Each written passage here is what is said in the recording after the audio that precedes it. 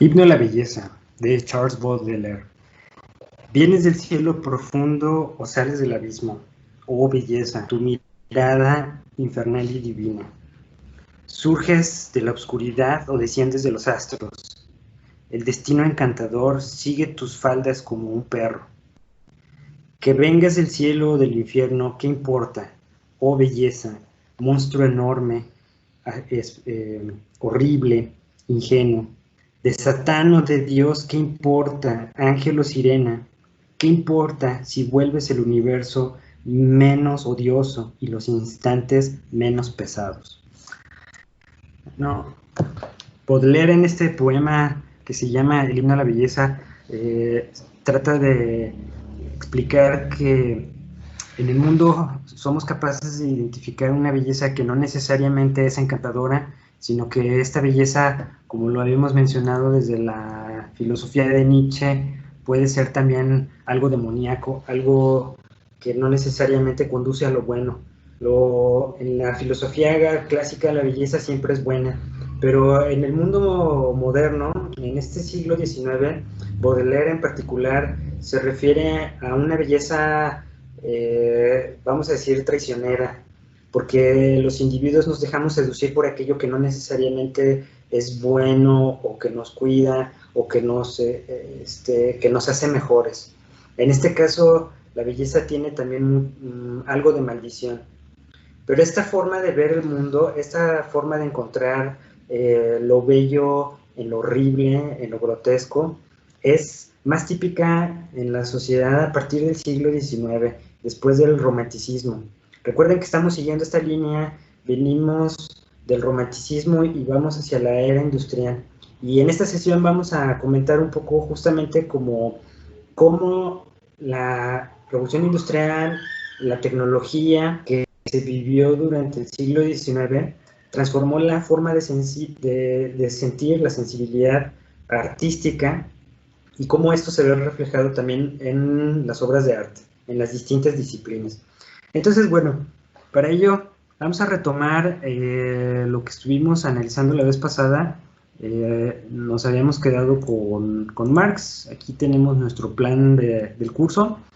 En esta ocasión, como les decía, vamos a hablar sobre la revolución industrial, la tecnología y la relación que tiene con la estética.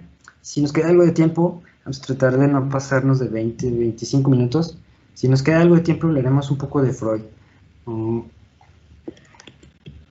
Bueno, la vez pasada hacíamos un ejemplo con un billete en la videoconferencia y hablábamos de que Marx toma un poco esta tradición filosófica que viene desde Platón y que Hegel replantea en sus propios términos, una división en un mundo que es materia y un mundo que es ideas, ¿no?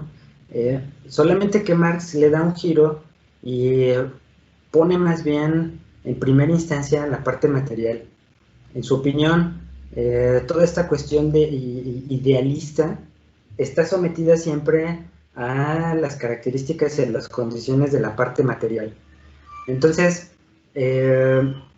lo que venían diciendo los románticos sobre el espíritu, sobre la belleza, sobre el ideal, sobre la democracia, sobre los derechos humanos, todo esto que forma parte de la época del idealismo, de la filosofía del idealismo, prácticamente en el siglo XIX empieza a transformarse hacia una mirada distinta, vamos a decirle más técnica o más tecnócrata, en todo caso más centrada en lo material, porque bueno, como decíamos, toda la representación de la realidad, que podríamos decir que la realidad es objetiva y que es el mismo fenómeno para todos los individuos, como la vez pasada decíamos del billete. Esa materia, esa parte objetiva, va a estar determinada en otro sentido más bien ideológico y va a ser comprendida en función de esos valores de la superestructura o de la supraestructura, de ese marco epistemológico. ¿no?, que dice Marx. Bueno, en estas imágenes que les presento aquí tienen dos cuadros, uno de Caspar David Friedrich y otro de William Turner. El primero representa una escena que me gusta porque creo que representa la época que estamos dejando, ¿sí? Siglo XVII, entramos al siglo XVIII, y lo que tenemos en el siglo XVIII es el auge de los imperios colonizadores.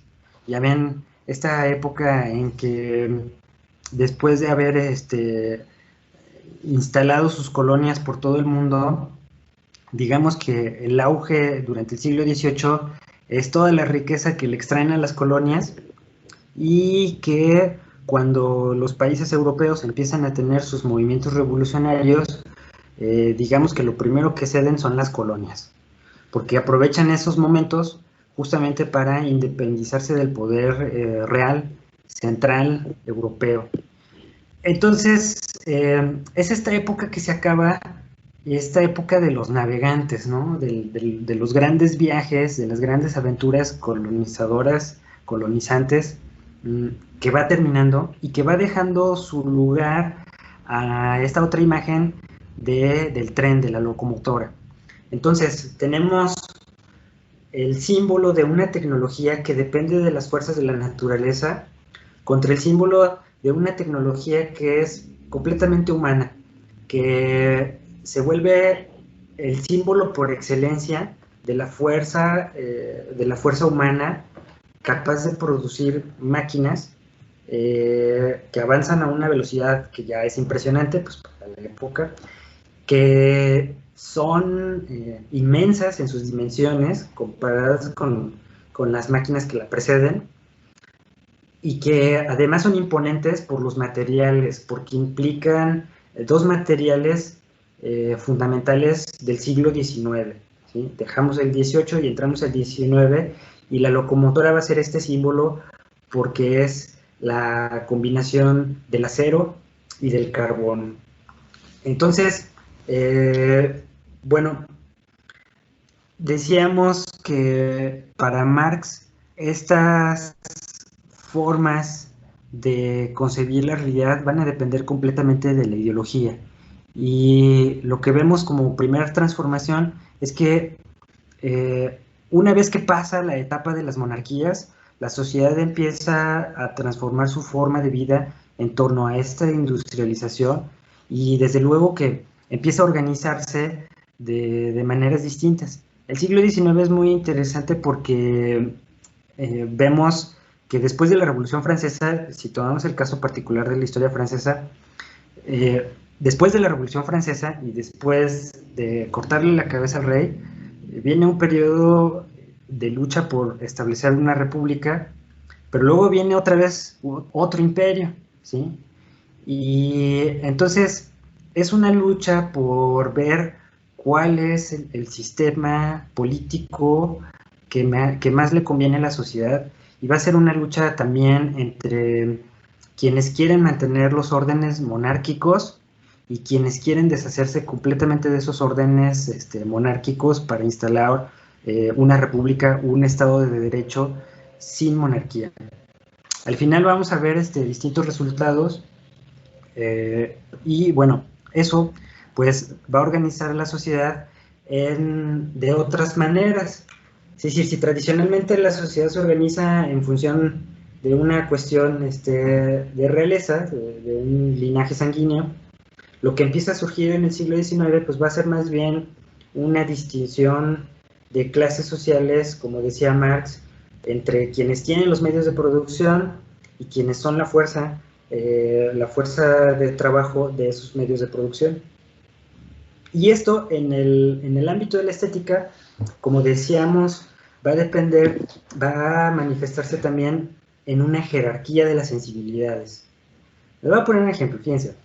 A lo mejor ubiquen esta canción, se los voy a poner.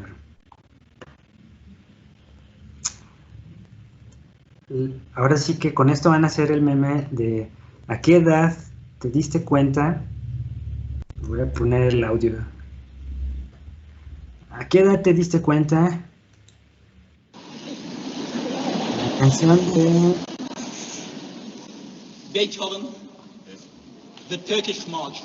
El Chavo del Ocho. Piano arrangement by Anton Rubinstein.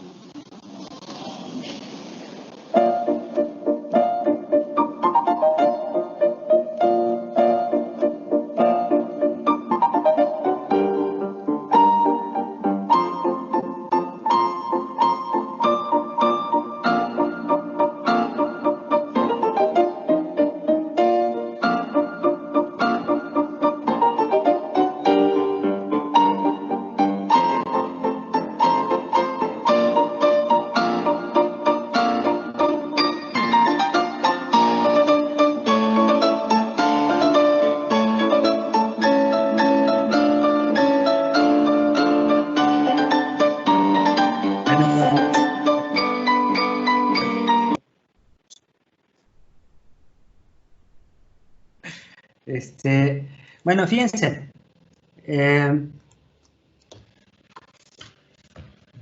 como les decía yo, estábamos hablando de estas ideas de Marx, ¿no? Según Marx, uno tiene una percepción de la realidad, pero la juzga en función de sus valores, de la ideología y de la idiosincrasia.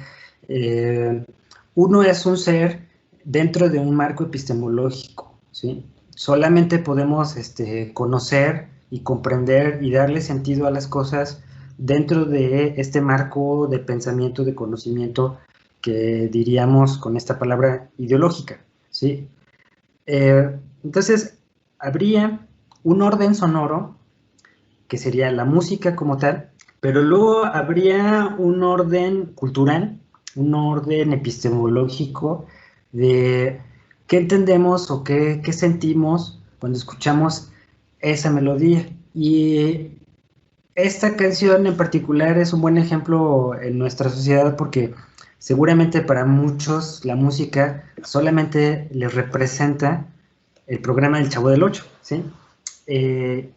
Y imposible a lo mejor imaginarse siquiera para algunas personas que es una canción de Beethoven, que es música clásica, que es un compositor alemán, que es un compositor de X y Y, etcétera, ¿no?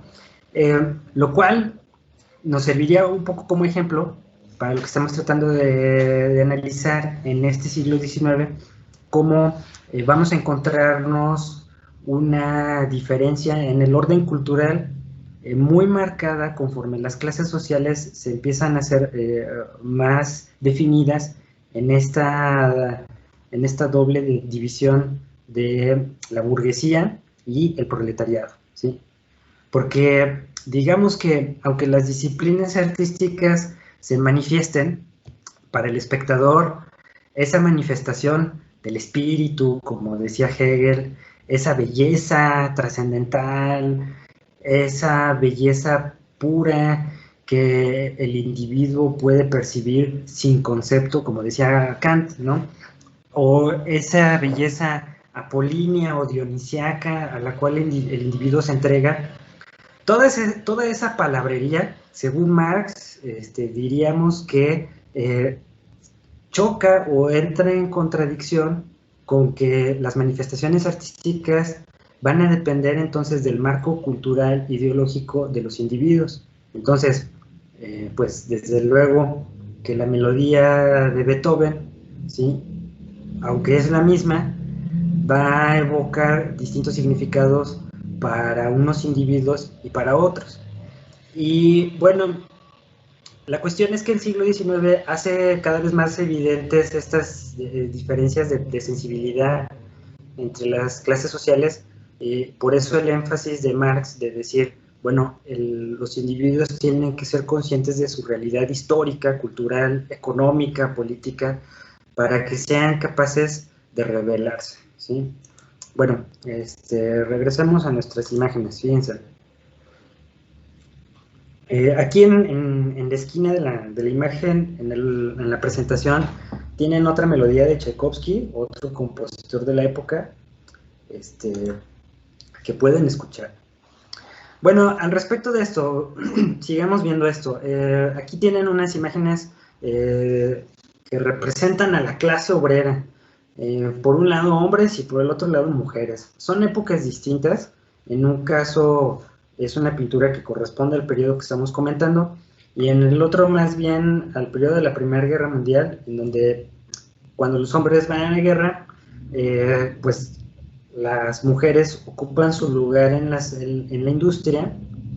Y estas dos imágenes se las puse a propósito para que vean también que el siglo XIX, la industrialización, va a ocasionar un fenómeno de igualdad.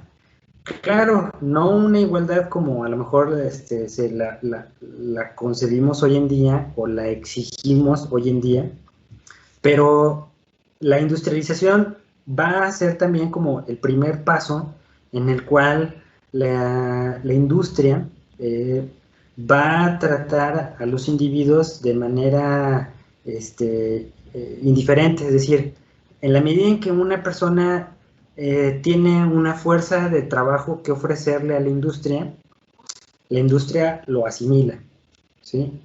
Y aunque a lo mejor en el siglo XIX todavía la industria está completamente dominada por la presencia masculina, verán que la historia del siglo XX es la historia de la inclusión de la mujer dentro de toda esta maquinaria industrial, ¿sí? Claro, otra cosa es hablar de igualdad de salarios, etcétera, pero al menos esta es una primera perspectiva que podríamos también ver cómo, desde el punto de vista de la fuerza laboral, la fuerza que ofrece un hombre o una mujer tiene un valor dentro de toda la maquinaria de producción capitalista. Bueno, pero esta perspectiva de la gente que está trabajando, que está produciendo, que está transformando la sociedad, tiene su cara positiva, pero desde luego que también tiene su contraparte, su aspecto negativo. Como decíamos, según Marx, la sociedad empieza a distinguirse entre una burguesía y un proletariado.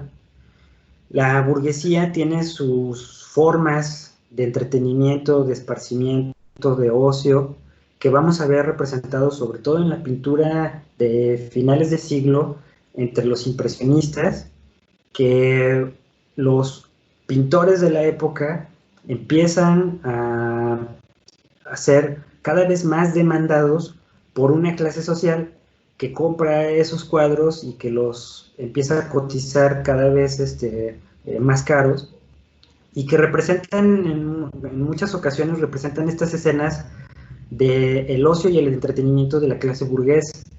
Sí, vemos en este cuadro de Renoir, ¿no?, El baile del molino de la Galette, de 1876, vemos muy bien a la burguesía en un baile, vemos sus ropas, las vemos en un momento muy feliz, etcétera, ¿no? Y en contraste, del otro lado tenemos una pintura de Edgar Degas en un café, así se llama el cuadro, de 1873, que representa más bien a una mujer a su lado, a un lado de un vagabundo, y los vemos en un bar con una bebida que va a ser muy icónica también del siglo XIX, que es el ajenjo. Yo no sé si ustedes hayan escuchado hablar de esa bebida, que es la que estoy tomando ahorita. No, es cierto.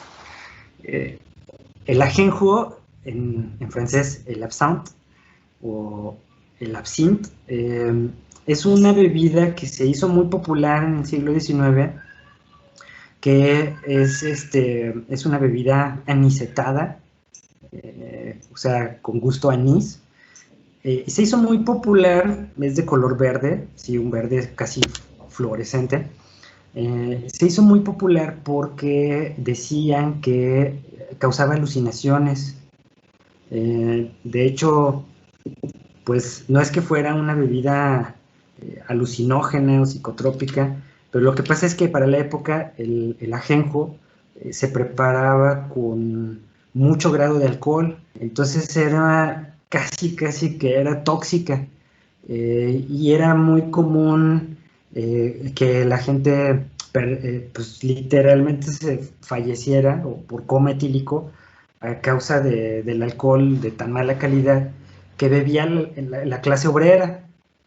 Ahora, si ustedes quieren darse una idea de cuáles son como la sociedad apestada del siglo XIX, pues hay dos libros que yo les recomendaría mucho.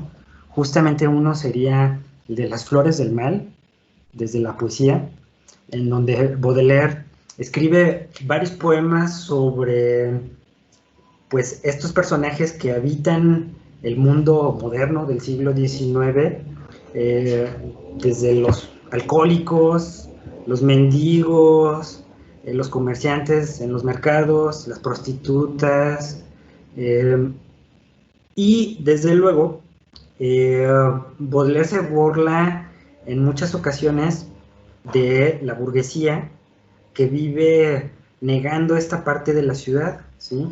Encontramos este contraste que, por ejemplo, en la pintura, bueno, aquí en el libro de Baudelaire tienen este cuadro, también muy famoso,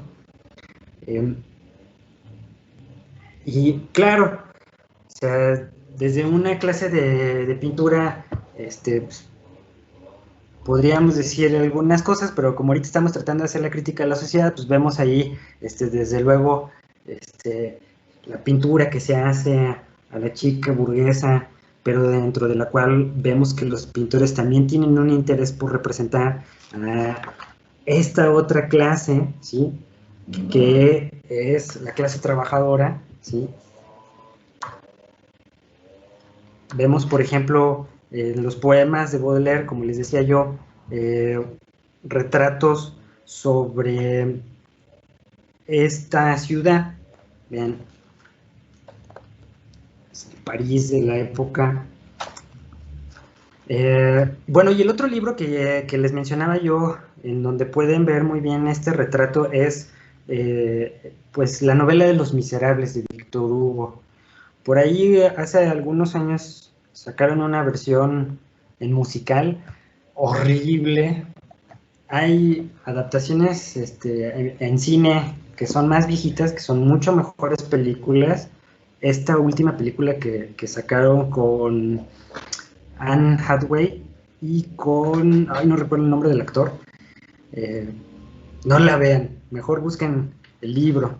Es un libro bastante extenso, pero es una historia en donde Víctor Hugo, quizá uno de los escritores más importantes del siglo XIX, Víctor Hugo hace un retrato de esta clase pobre de París y cómo hay un conflicto entre pues lo que es la idea de la justicia y de la bondad vista desde la clase burguesa y la clase en el poder contra la clase baja.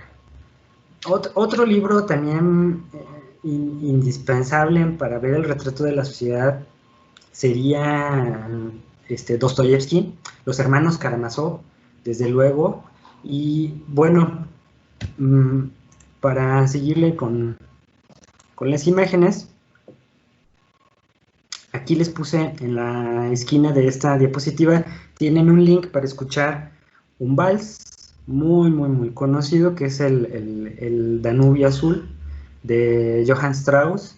Es una música que sería como si se imaginaran la música que uno escucharía en esta pintura de Renoir, ¿no? Un baile completamente melódico. Y en contraposición tenemos a la pareja en el bar, alcoholizada, con la mirada de la mujer completamente perdida. Vemos una imagen de la desesperanza, ¿sí? Del aburrimiento, ¿sí? En fin.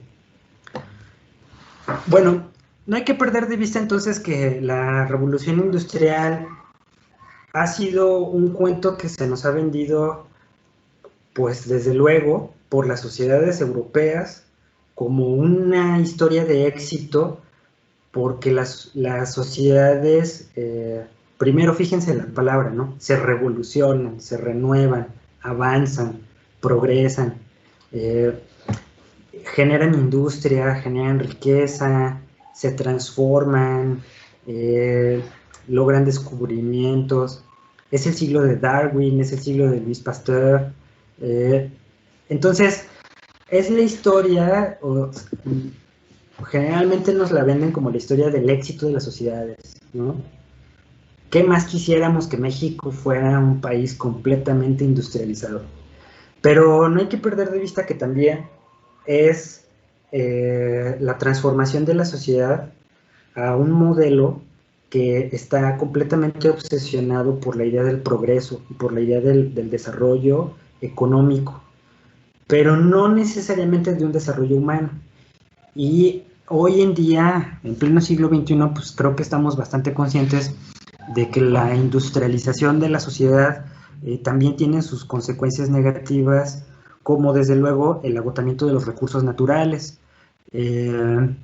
la radicalización de las diferencias entre clases sociales, la desigualdad, la pobreza, la exclusión, etcétera, etcétera, ¿no? Entonces no hay que perder de vista que cuando hablamos del siglo XIX, de la revolución industrial, no hay que comprar tan fácilmente esta idea de que la revolución industrial y el capitalismo ha sido el cuento de hadas.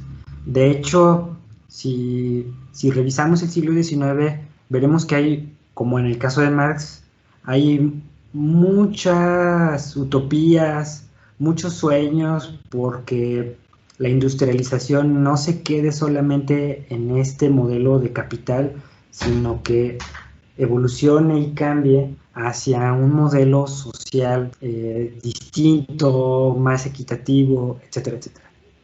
Bueno, ya vamos a ir cerrando. No me quiero pasar de más de media hora. Además, mi hija ya está aquí. Vamos a invitarla a que venga para terminar este video. Ven, Emma. Ni modo. Sí. Ya tocaste la puerta, ya vienes a ver. ¿Sí? Ok, diles hola. A él le encanta verse en la cámara. Así que, bueno. ¡Ay! Estás toda despeinada. Bueno, en la presentación van a poder encontrar un link a un video. No lo voy a pasar. Hay un artista que se dedicó a digitalizar imágenes antiguas de París, de Londres y de Nueva York, de 1890 a 1910. Los pueden encontrar en YouTube. Yo aquí les puse el link nada más para que vean el de París. 1900 es un año muy simbólico porque se realiza algo que se llama la Exposición Universal en París, para la cual se construyó la famosa Torre Eiffel. Vean aquí este edificio que se ve aquí, pues ya no existe, pero es parte de lo que existía en París en esa época.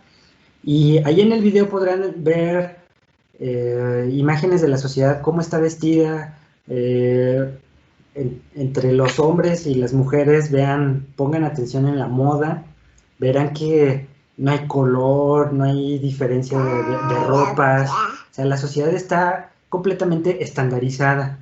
Si acaso logramos distinguir, obviamente, entre quienes están vestidos como burguesía y quienes están vestidos como obreros, como proletarios o como campesinos todavía. Lo cual en el video se vuelve muy elocuente, pues porque estamos hablando justamente como de estas imágenes del mundo ideal, ¿no? Del mundo industrializado. Bueno, vamos a terminar nada más mencionando muy rápidamente aquí a Freud.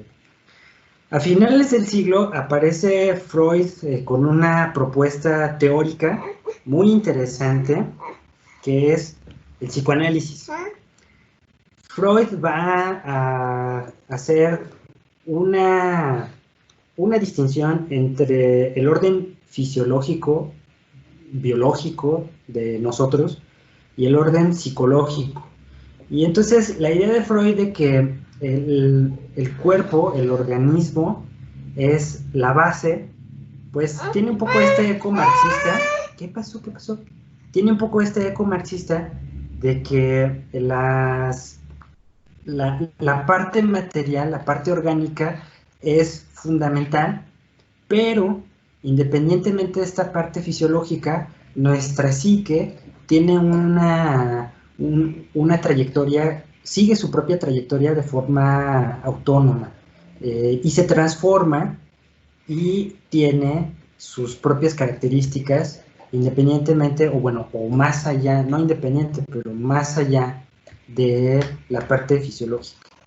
Por eso podríamos decir que todos tenemos unas características fisiológicas que nos asemejan como especie, pero a nivel mental cada uno va siguiendo una trayectoria muy distinta. Y las investigaciones de Freud sobre el desarrollo de la mente y de la psique van a ser fundamentales para, pues obviamente para la parte psicológica y científica, pero para lo que nos interesa es sobre todo porque Freud tiene mucho eco entre los artistas, porque en cierto modo Freud plantea un abismo que nadie había planteado antes, que es el inconsciente. Antes de Freud era impensable imaginarnos que dentro de nosotros, en nuestro cerebro, ¿sí?, somos otra persona.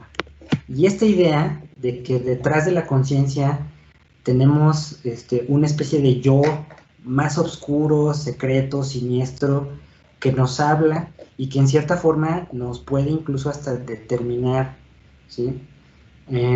Por poner el caso de, ahorita con mi hija aquí, hay, sí, contigo, como tú, todos vamos sintiendo y vamos percibiendo nuestra realidad, pero vean que no tenemos recuerdo de nuestra primera infancia, de nuestra etapa de bebés, y sin embargo, según la teoría de Freud, todo queda, toda la realidad impacta nuestra sensibilidad, pero también impacta nuestro cerebro, nuestro organismo, de formas que a veces no podemos realmente comprender y que quedan, si lo podemos decir de esta forma, quedan grabadas, aunque quedan de manera cifradas, inaccesibles para la conciencia.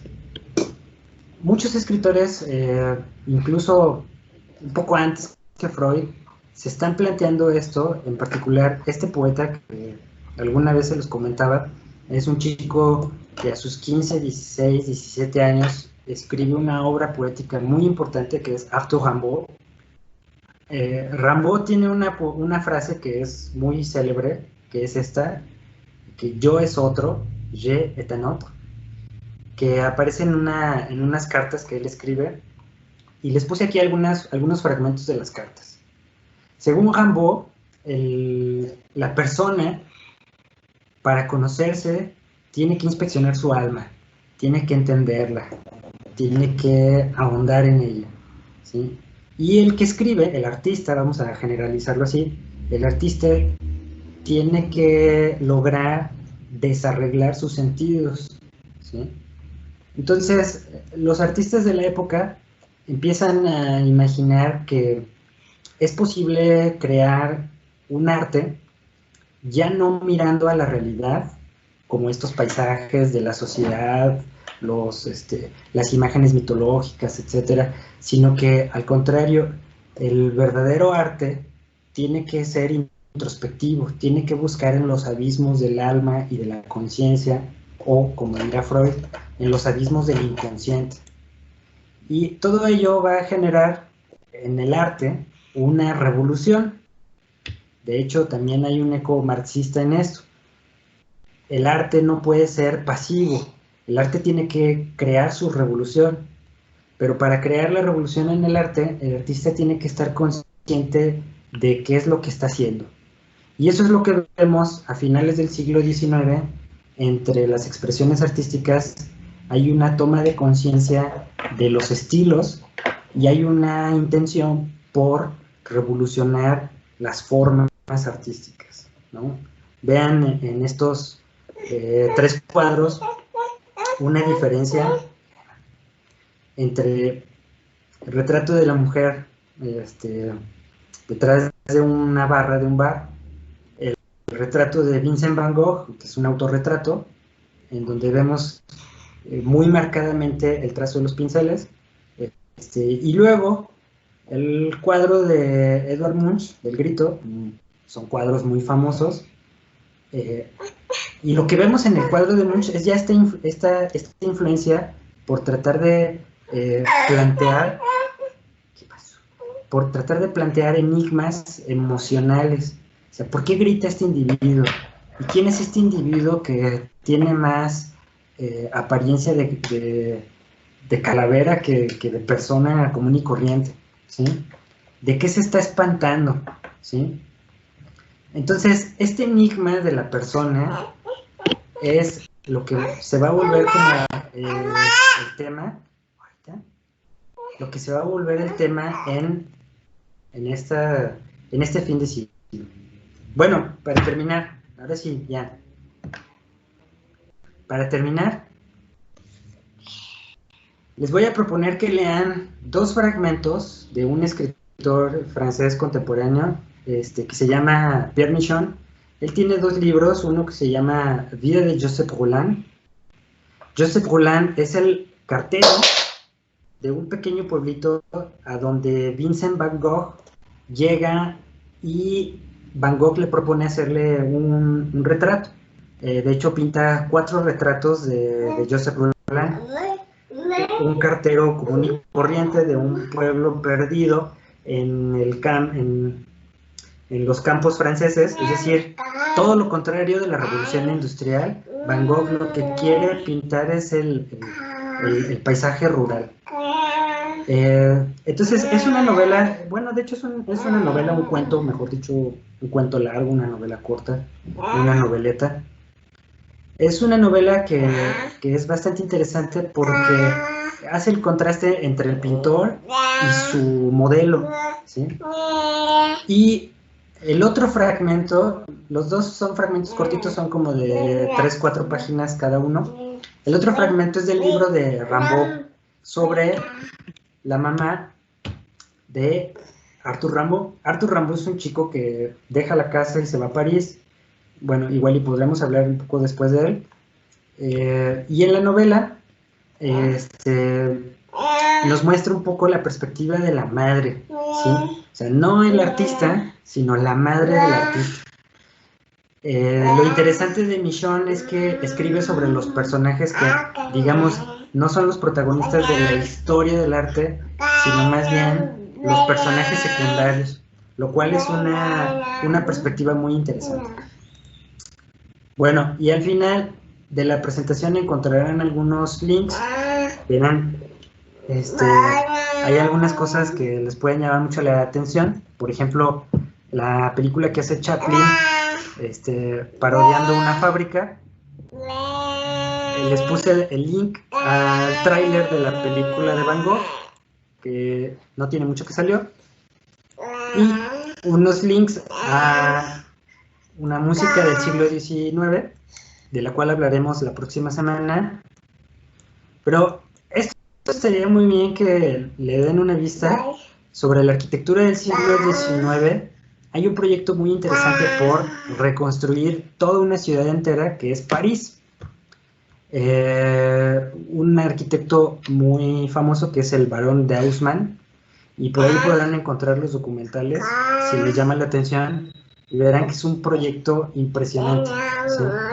Y yo creo que es un muy buen documental para entender el siglo XIX y toda la transformación que fue esta época de industrialización.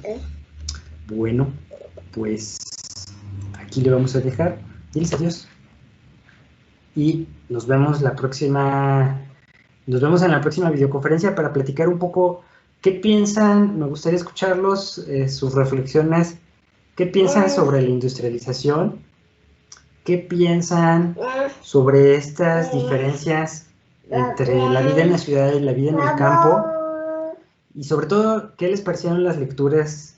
¿Cuál pudieron leer y cuál les llamó más la atención? ¿Sí? Bueno, pues nos vemos. Adiós.